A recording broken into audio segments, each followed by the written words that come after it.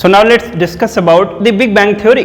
So Big Bang theory, that very peculiar thing that कि जो भी उस समय थ्योरीज दिए गए थे वो यूरोपियन साइंटिस्ट थे.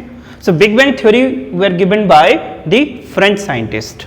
So Big Bang theory is also called the expanding universe theory. लिख लेंगे, this is also known as expanding universe theory कि अभी तक यूनिवर्स एक्सपैंड हो रहा है. So this is the about the Big Bang theory. So first point, it is given by the French scientist. Now Big Bang theory क्या बोलता है कि there is space and that space is limitless. The space is limitless and space must have a center. And that center is called the singularity as per the Big Bang theory, and that center is the biggest black hole. ठीक है, what I said कि the Big Bang theory say that space is limitless and space must have a center, and that center is called the singularity, and singularity is the biggest black hole. What is black hole? Black hole किसी को पता है? Black hole are that the you can call कि that black holes having that immense the gravitational attraction. Black holes से कोई भी चीज escape नहीं कर सकता है, neither matter nor energy or any of the substance. तो आज हम लोग जब गॉड्स पार्टिकल की बात करते हैं, ठीक है, that the God's particle that is also relating to the black holes. ठीक है, so अभी हम लोग इतना समझेंगे कि that singularity is the biggest black hole जिसके थ्रू कोई भी पार्टिकल्स, कोई भी energy, even the light can not escape. तो ऐसा ही कुछ हुआ कि that singularity is the biggest black hole, and that biggest black hole gradually particles के एसोसिएशन से, एक्रीशन से साइज उसका इंक्रीज हुआ. दैट द सिंगुलरिटी का साइज ग्रेजुअली इंप्रूव होते चला गया. साइज इंप्रूव हुआ तो what, that super impose pressure भी बढ़ा. दैट प्रेशर जब बढ़ा तो डेंसिटी इंक्रीज हुआ, एंड डेंसिटी इतनी ह्यूज एंड ट्रेमेंडस हो गई उस छोटे से पार्टिकल के पास कि इनवर्ट कोलैप्स शुरू होते चला गया.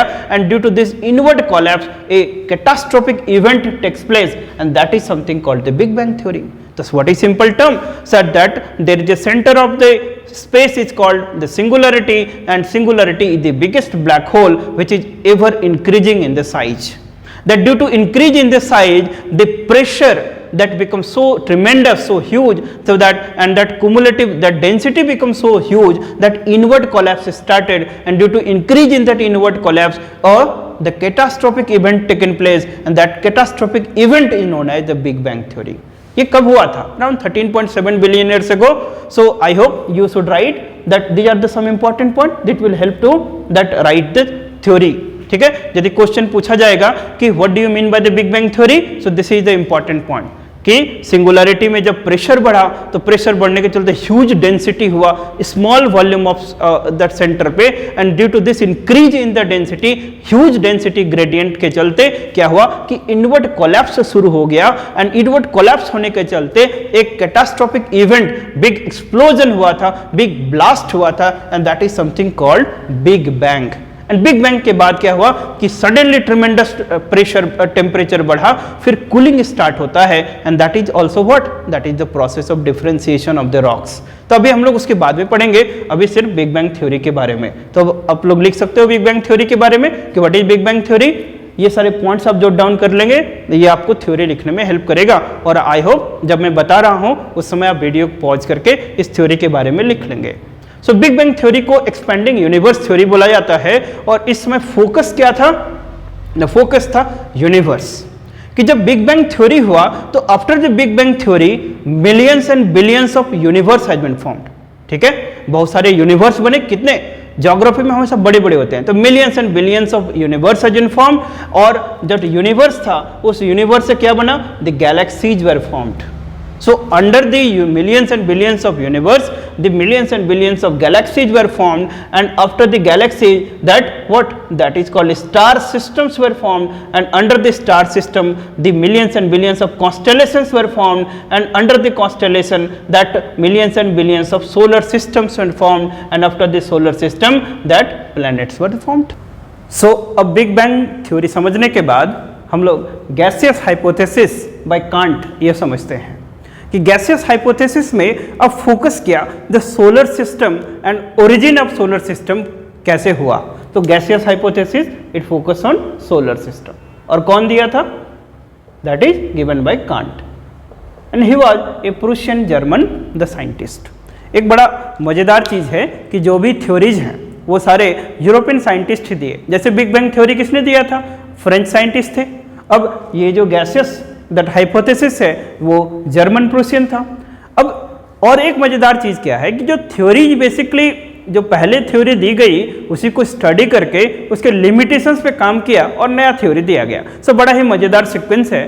तो हम लोग एक को समझते चलते हैं कि हम लोग ऑटोमेटिकली एक इंटीग्रेटेड तरीके से सारे थ्योरी को समझ जाएंगे। सो गैसियस हाइपोथेसिस क्या बोलता है कि गैसियस हाइपोथेसिस ये बोलता है कि जो सोलर सिस्टम है ये सोलर सिस्टम का formation it is related to two things. First it is the formation of a nebula and second the process of differentiation.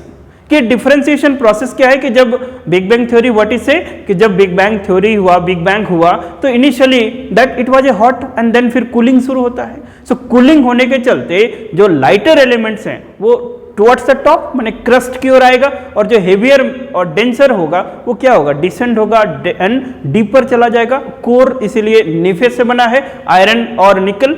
ठीक है, हम लोग ऑलरेडी बात कर चुके हैं और भी बात करेंगे अभी जब process of differentiation of rocks पढ़ेंगे। ठीक है, तो अभी हम लोग इसको समझते हैं कि अब फोकस कहां शिफ्ट हो गया कि to understand the origin of the solar system and what is this gaseous hypothesis. It say that कि the formation of solar system is related to the formation of nebula and the differentiation and the process of differentiation. So ये बोलता है कि the initially what is nebula. Nebula क्या है? एक gas का गोला है। मैं ऑलरेडी फर्स्ट लेक्चर में भी बात किया था थोड़ा सा। So what is nebula? Nebula it is a clump of gases, एक बहुत बड़ा एसोसिएशन ऑफ गैसेस है और इसी नेबुला से हर एक चीज बना है and this is the accepted theory. So gaseous hypothesis से कि दैट इनिशियली जो नेबुला है it was cold. Initially nebula कैसा था? कोल्ड था and initially the nebula was cold and there was that is called lot of collisions and due to collisions of the particles what happened? Due to collisions of the particle heat has been developed क्योंकि collision से heat develop होता है and due to increase in heat it becomes hot। Simple चीज है कि there was nebula and initially the nebula was hot initially the nebula was cold and due to collision that huge number of collisions that it becomes hot and due to increase in heat the size also increase and due to increase in the size and also there are lot of the random motions and there are random motions plus the random collisions of the particles। समझ पा रहे हो कि नहीं कि बहुत सारे particles होंगे ना। नेबुला मतलब गैसेस हैं, पार्टिकल्स हैं, गैसेस हैं। बिग बैंग थ्योरी क्या बोला? बिलियंस ऑफ मतलब particles, millions and billions of particles at be form. So उसके बाद ही ये गैसियस हाइपोथेसिस आया है ना कि इट सिंपली से कि नेबुला है, क्लम्प्स ऑफ द गैसेस है, क्लम्प्स ऑफ द पार्टिकल्स हैं गैस के अंदर। तो उन गैसेस के बीच में बहुत सारे कॉलिजन्स हैं, बहुत सारे रैंडम मोशंस हैं एंड जिसके चलते क्या क्या जनरेट होता है? हीट डेवलप होता है, जिसके चलते साइज उस नेबुला का बढ़ता है, जिसके चलते क्या होता है ना random motions of the particles होने के चलते उस नेबुला के पास एक रोटेशनल वेलोसिटी आती है कि नहीं? Rotational velocity what I said कि that due to the random motion and due to the random collision that nebula has the random that is called a rotational velocity and also the rotational velocity increases and due to increase in the rotational velocity that centrifugal force, write down that due to increase in the rotational velocity the centrifugal force exceeds the centripetal force. The centrifugal force exceeds the centripetal force and due to this the 9 rings were separated. The 9 rings were separated and 9 rings after condensation 9 planets and formed और जिसका core है वो क्या बन गया? सन बन गया। थोड़ा सिंप्लीफाई करते हैं और दो चीज पहले समझ लेते हैं कि सेंट्रीफ्यूगल सेंट्रीपिटल फोर्स क्या होता है। सभी लोग सर्कुलर मोशन पढ़े होंगे, जो भी साइंस के बैकग्राउंड से है वो तो सर्कुलर मोशन पढ़े होंगे क्लास 11th एंड 12th में फिजिक्स में।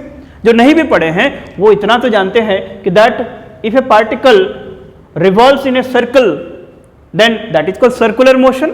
और एक फैक्ट याद रखिए कि जब भी कोई सर्कुलर मोशन में कोई ऑब्जेक्ट मूव करता है तो उसके पास दो कंपोनेंट ऑफ वेलोसिटी होती है, एक उसके टेंजेंट, इसको टेंजेंट बोलते हैं, जो किसी उसके सर्कमफेरेंस को एक पॉइंट पे टच करेगा उसको टेंजेंट बोला जाता है। तो one component of velocity is along A tangent and another component of velocity is along the radial direction, मतलब एक डायरेक्शन जो उसके सेंटर को ज्वाइन करेगा उसको रेडियल डायरेक्शन बोलते हैं, और इसको फिजिक्स में ईटी और ईआर से दिखाया जाता है। कैसे दिखाया जाता है? जो टेंजेंशियल डायरेक्शन होगा उसको ईटी और जो रेडियल डायरेक्शन होगा उसको क्या दिखाया जाता है? ईआर। ठीक, so that if A velocity is towards the centre, यदि कोई सेंटर की ओर वेलोसिटी लग रहा है तो उसको बोलते हैं सेंट्रीपिटल फोर्स या centripetal velocity. Getting my point? अभी फोर्स बोल देंगे कि if A particle is moving in a circular path and a force is acting towards the center, then that is called centripetal force। ठीक, जैसे किसी धागे से पत्थर को लेके ऐसे घुमाओ तो धागे में जो टेंशन होगा वो टेंशन किधर लगेगा? सेंटर की ओर, क्योंकि वो टेंशन यदि टूट जाए, धागा टूट जाए तो क्या वो सर्कुलर मोशन में घूमेगा? नहीं घूमेगा। तो इसका मतलब टुवर्ड्स द सेंटर एक फोर्स बहुत जरूरी है and that is called centripetal force. Now एक फोर्स जो सेंटर से अवे लगेगा that is called centrifugal force. दो तरह के फोर्स होते हैं, एक सेंट्रीपिटल फोर्स और एक सेंट्रीफ्यूगल फोर्स। तो centrifugal force is away from the centre and petal force is towards the centre. ठीक, इसके आगे और फिजिक्स हम लोग नहीं समझेंगे, अभी साइंस की क्लास में और समझेंगे। कमिंग बैक, किस दिस हाइपोथेसिस को समझते हैं। द हाइपोथेसिस से कि that due to random motion of the particles क्या हुआ ना, रोटेशनल वेलोसिटी इंक्रीज हुआ। किसका? नेबुला का।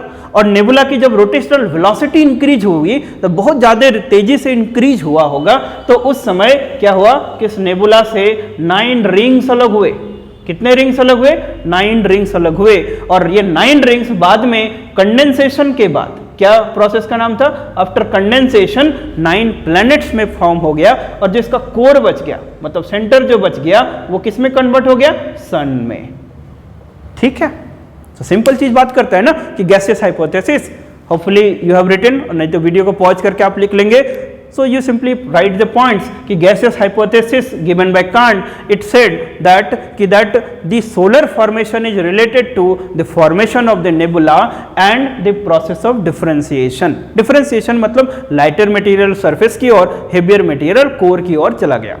तो this nebula formation and the nebula was initially cool, and due to the collision of the particles, the lot of huge particles, and due to collision the heat generated, and due to tremendous amount of heat that it becomes a hotter body, and also due to random collision of the particle and due to random motions of the particle that it acquires a rotational velocity, and due to increase in the rotational velocity the 9 rings were separated when the centrifugal force exceeds the centripetal force।